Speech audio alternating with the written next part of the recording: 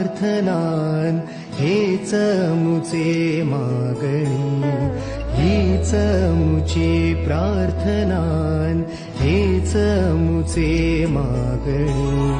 माणसाने माणसाशी माणसासम वागणे,